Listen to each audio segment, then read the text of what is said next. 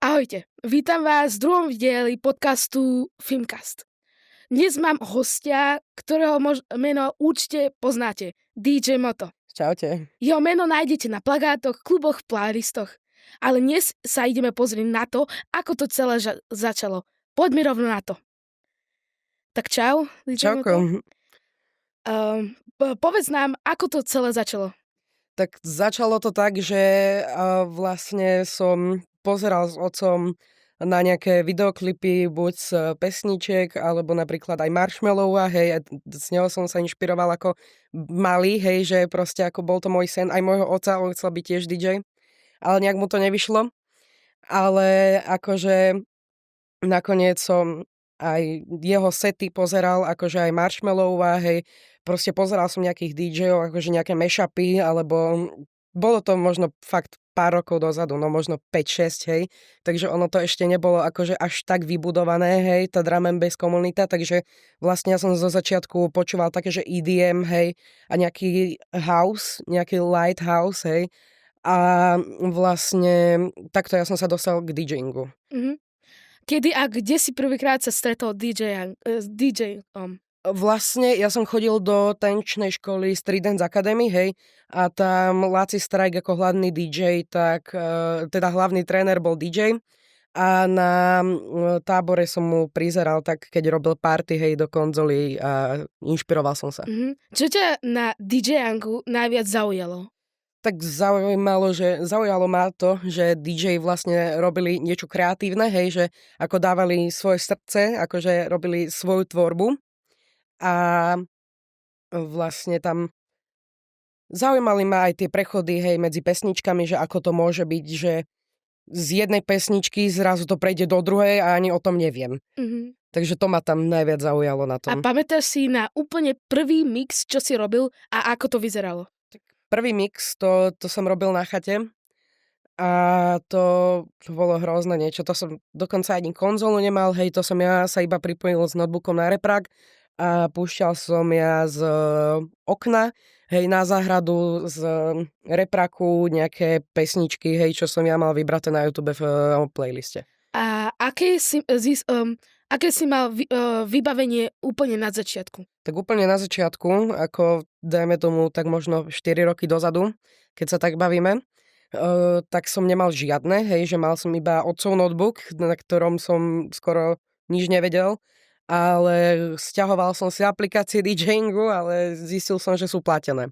Takže to vlastne som nevychytal trošku. Ako si získal svoje prvé DJ zariadenie? Moje prvé DJ zariadenie som dostal na Vianoce od svojich rodičov. Bola to malá konzola, hej, fakt možno za 100 eur. A vlastne to mi podarovali ako darček na Vianoce. Začínal si sám, alebo ťa niekto učil? Začínal som úplne na začiatku, hej, úplne sám, pokus omyl, hej. Že vlastne som fakt nič nevedel a nevedel som vôbec ani ovládať, ani nič.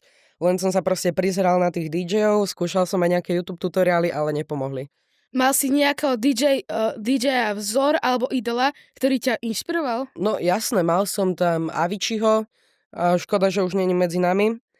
Potom tam bol EKG, alebo ešte nejakých pár DJov, napríklad Marshmallow, hej, alebo aj Subfocusa, to som ešte ako malý počúvaval. A ako si sa učil mixovať? Videá, tutoriály, kamaráti alebo kurzy? Úplne na začiatku teda som skúšal pokus omyl, hej, ale teraz na Vianoce, teraz čo boli, hej, v roku 24, som dostal kurz od rodičov, hej, v štúdiu Mesokombinát a vlastne tam som sa učil ja už na veľkej technike, čo sa hrá v kluboch. Kedy a kde si mal svoje prvé vystúpenie? Svoje prvé vystúpenie som mal teda na tej chate, ale také väčšie bolo na oslave mojej kamarátky, kde som si ja požičal konzolu, repráky, akože veľké vybavenie a robil som jej tam party. A aké boli tvoje pocity počas prvého hrania pred publikom? Tak moje prvé pocity boli také, že tým, že som ich tam všetkých poznal, tak ako nebolo to až také stresujúce, ale bál som sa, že niečo sa pokazí, hej, že napríklad sa mi odpoja, lebo neviem urobiť prechod medzi jednou pesničkou. A aká bola tvoja prvá reakcia ľudí na tvoju hudbu? Tak páčilo sa im to, hej, ale zastávali sa aj toho názoru, že sa vlastne mám čo učiť. A aké problémy si musel riešiť na začiatku? Tak na začiatku som musel riešiť aj to, že som nemal na čom hrať, hej, že vybavenie. A napríklad aj to, že keď už som bol po kurze, tak som napríklad ešte sa musel učiť dosť akože na to, aby som mohol ísť niekde vôbec hrať, hej. Na to, aby som mal nejaké skills. A mal si niekedy chuť to vzdať? Čo ťa udržalo v hre? Tak chuť vzdať som to nemal ešte, hej. A dúfam, že to ani nepríde. Ale udržiavalo ma v hre to, že chcem sa dostať na Tomorrowland, ako i zahrať na veľký festival. Má tvoje meno DJ Moto nejaký príbeh alebo význam? No jasné, má. Keď som bol menší, hej, možno 6 rokov dozadu, tak za vlastné vreckové našetrené som si kúpil ja vlastne minikrosku, akože motorku a chcel som robiť akože minikros, ale nejak sa mi to nepodarilo. Ale ešte predtým som natáčal ja nejaké videá na YouTube, hej, proste nejaké kraviny. A vlastne hľadal som meno. Ako pre YouTube kanál, tak som vymyslel Moto Jakub, hej. A teda v tej bývalej tanečnej škole ma začali volať Moto, takže som ako keby mi to prísklo, hej. A teraz ma všade volajú Moto, takže som rovno aj DJ Moto. Kedy si uvedomil, že chceš DJing robiť naozaj vážne? Naozaj vážne som si to uvedomil vtedy, keď mi ten kurz rodičia zaplatili a po prvej hodine tam s DJ-kou, ktorá ma učila a vlastne tam mi aj ona vysvetľovala, že by ma vedela ona zobrať do klubu, akože hrať na prvý event, čo tam budú mať. Čo bol tvoj prvý cieľ ako DJ? Tak ako môj prvý cieľ bol to, že sa dostať do povedomia niekam, hej, ako buď na sociálnych sieťach, alebo aj na verejnosti. Ale na sociálnych sieťach sa mi to podarilo skôr a prvý cieľ bol taký, že 1000 followerov, hej. Ako a kedy vznikol tvoj YouTube kanál? Môj YouTube kanál vznikol v roku, neviem ako, možno 2019 a to bolo počas korony, keď som sa nudil počas online vyučovania a hral som tam, ja neviem ani čo, hej, na počítači a proste zapol som si nahrávací program a niečo som skúšal nahrávať, hej, a potom som to vydal. Čo ťa motivovalo tvoriť videá? Tak motivovalo ma to, že chcel som byť ako tí ostatní veľkí youtuberi, hej, ktorých som ja vtedy pozerával a fascinovalo ma to, že akí sú oni slávni, hej, a vôbec, aké oni majú dosahy. A aké bolo úplne tvoje prvé video, o čom bolo? Vôbec si nepamätám, ale asi to bolo, jak som hral nejakú mobilnú hru a vlastne kecal som do toho nejaké kraviny, takže to bolo také. Čo ti dalo najväčší impuls pokračovať? Najväčší impuls pokračovať mi teda to, že tí veľkí youtuberi, hej, a chcel som byť slávny.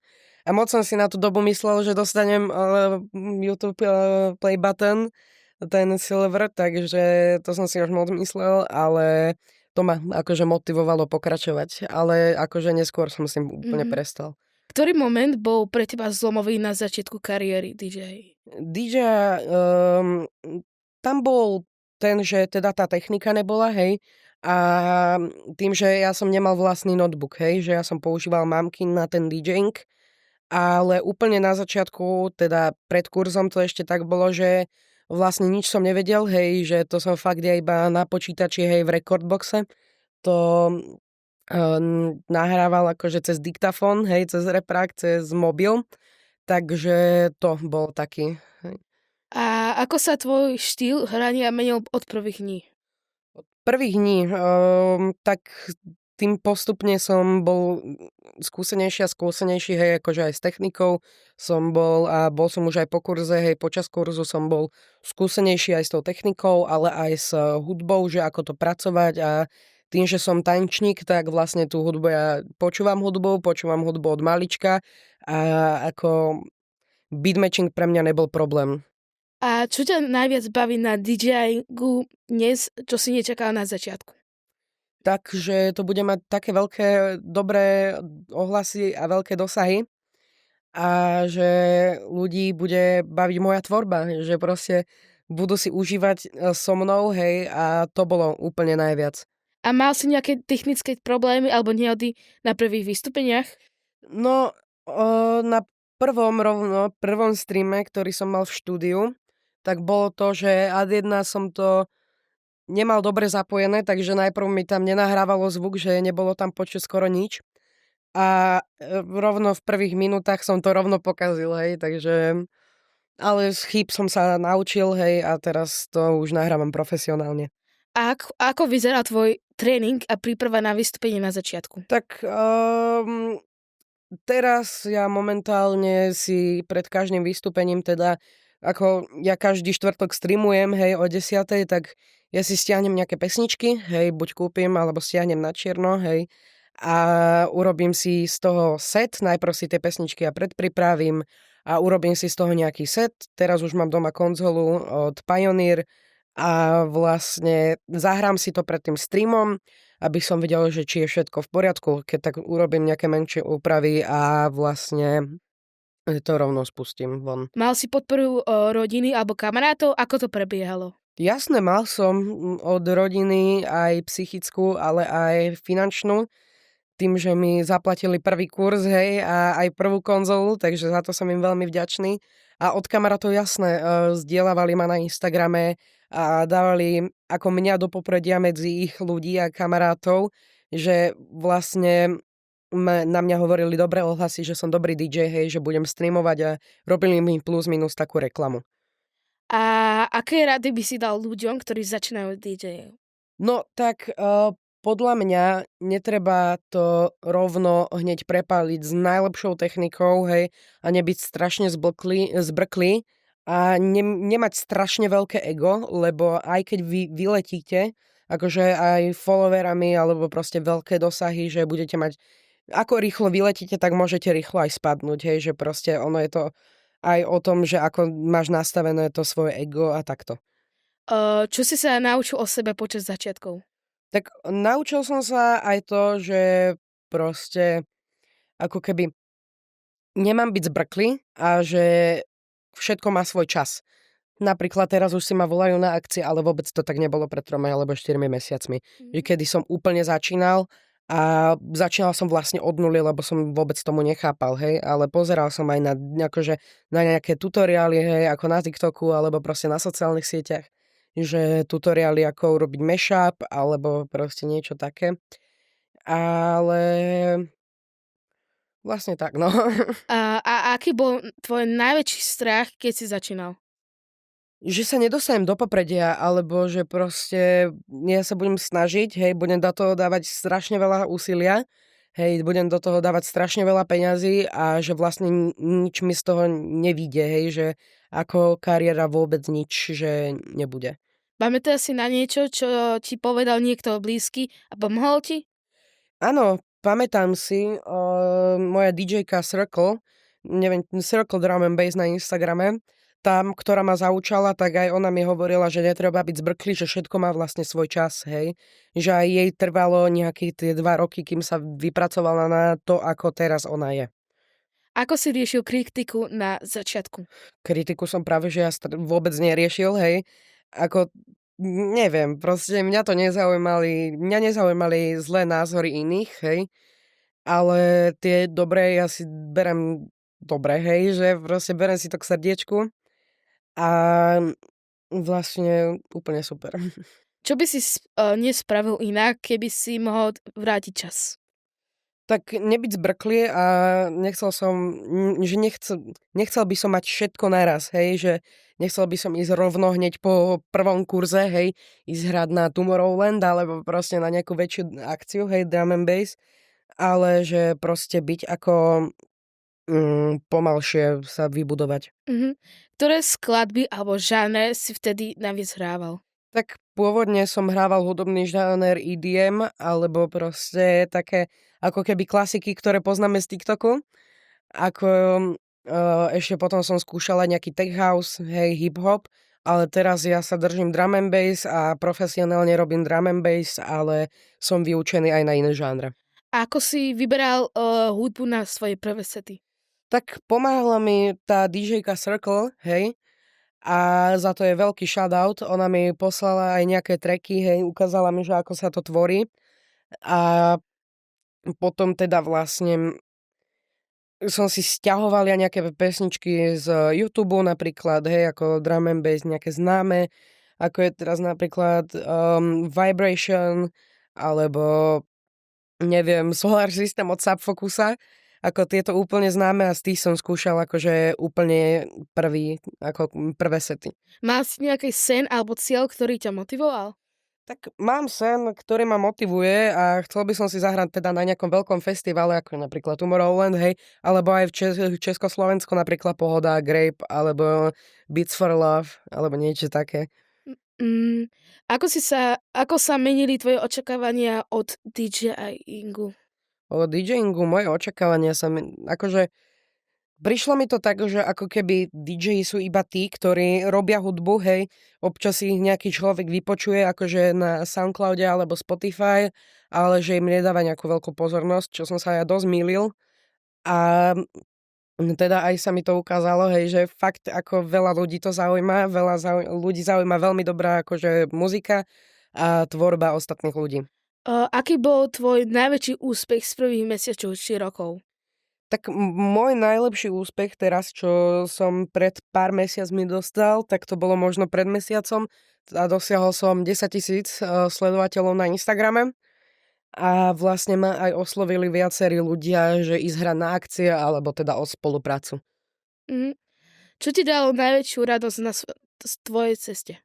Tak najväčšiu radosť mi dalo to, ako keby ten úsmev tých ľudí, ktorí sa na mňa pozerajú, hej, ktorí počúvajú moju tvorbu, hej, aj tie dobré komentáre, buď ohlasy, alebo také zdieľania na storke, hej, že kde ma označili, že výborná tvorba, hej, že super video a takto. Ako vyzerá tvoja príprava dnes a ako to bolo na začiatku? Príprava dnes teda buď na hranie, alebo celkovo je to také, že teda si stiahnem nejaké pesničky, pripravím si ich a idem do štúdia. Keď idem nahrávať nejaký set, idem do štúdia a vlastne tam si ja pripravím techniku, pripravím si na nahrávanie techniku, čo tam už oni rovno majú.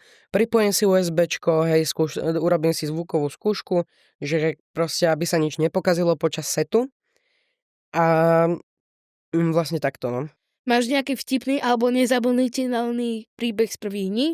Tak počas kurzu zo Circle, hej, som našiel ja taký jeden ako keby bootleg alebo remix, hej, na Ogie Schwaby track, hej, a vlastne to, keď som jej tam pustil, tak to sme tam tancovali, hej, úplne sme si užívali. Mhm. A ako si zvládol stres alebo nervozitu pred prvými hraniami?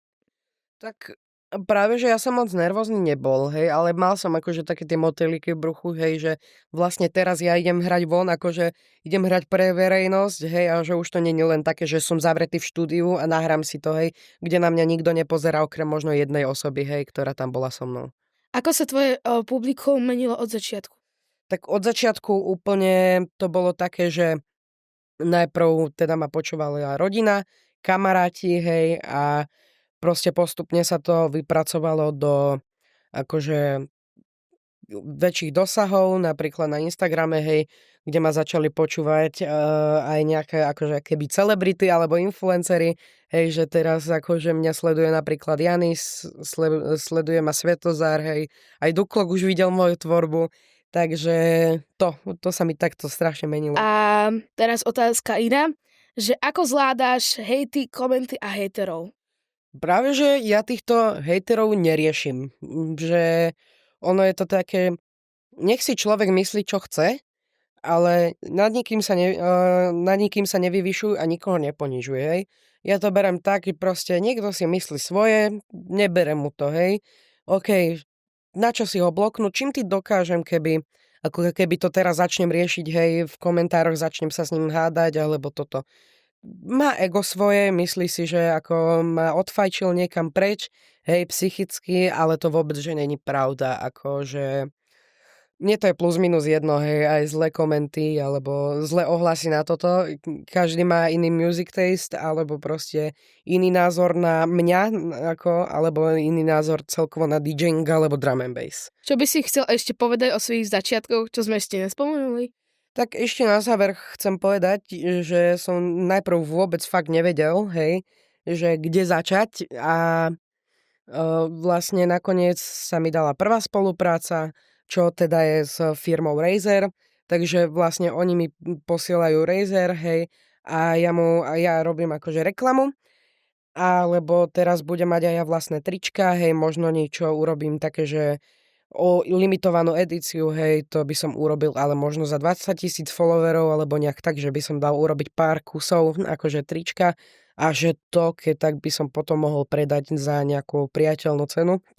Ale fakt som nevedel, kde začať, hej, že proste ja som sa iba prizeral ostatným, ako na pult, alebo ako hrali, a nevedel som vôbec nič ohľadom toho, ale teraz ti viem odohrať úplne výbornú, plnohodnotnú party na oslave alebo či na svadbe, hej. A to všetko za podpory mojej rodiny, či kamarátov, alebo teda DJ Circle, alebo celkovo od mesokombinátu, takže za to vám veľmi pekne ďakujem, hej, a veľmi si toho vážim. Tak ďakujem ti pekne, DJ Moto, že si s nami zdieľal svoju cestu. Prajem ti ešte veľa úspechov a tešíme sa na tvoju hudbu a videá. A vám všetkých, ktorí nás počúvate, ďakujem za pozornosť a nezabudnite sledovať na Instagrame DJ Moto a na YouTube Filmcast Podcast. Čaute. Čaute.